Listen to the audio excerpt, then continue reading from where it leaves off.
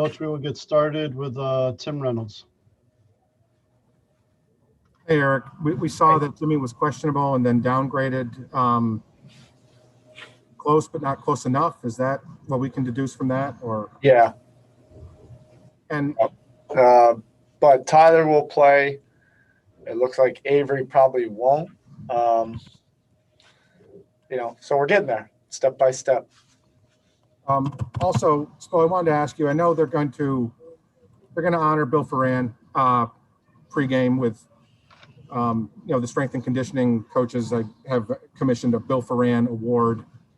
You talk about lifers. He's one of them. What's he just? He's a guy who is never out front. What's he meant to you guys? Well, he pretty much reinvented or introduced that position to the NBA, years ago, and then it just went to a light year level when Pat got here. Because Pat obviously really emphasized being in world-class shape and doing everything you possibly can to help the players reach their optimal potential physically. Bill had already built up a tremendous reputation in football and with the Hurricanes and at a major college level, and then had success here early on, pre-Riley and Harrison. Started to, like I said, redefine and create this position of a head strength coach in the league. But it really set the standard for our organization, how we trained our athletes and how Bill, really created a room and a space that could take players to a different level. I think it's great that he's getting recognized for that. He's just one of the great all-time human beings. Forget about the job. He's just a great person, and he has a awesome family, and we get to experience that every day. With Eric, and it's just a really cool thing. Thanks, Eric. Next, we have Ira Winderman. Eric, can you take us through what sort of finally cleared Tyler? Was there something that was missing last night that showed up today? Was it a matter of time? Sort of what changed, please? Yeah, had a great workout yesterday, and his body responded really well this morning, and he's ready to go. And then Avery, was that a matter of being out and sort of the kind of thing that happens when you come back after a layoff? No, it just it happened to be one of these situations. Probably 3 minutes into his first stint, he collided and hit his knee or leg. That's just the way it's been going, but it's not too serious. Thank you.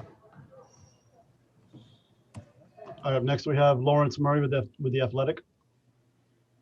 Hi, Eric. I wanted to ask about Dan Craig. You worked with him for years and years, and now he's a LA Clippers assistant.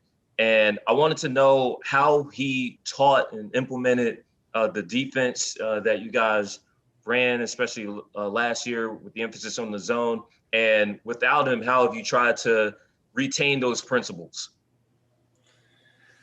Yeah, in DC, his responsibilities for me and for us far extended, just the defensive side.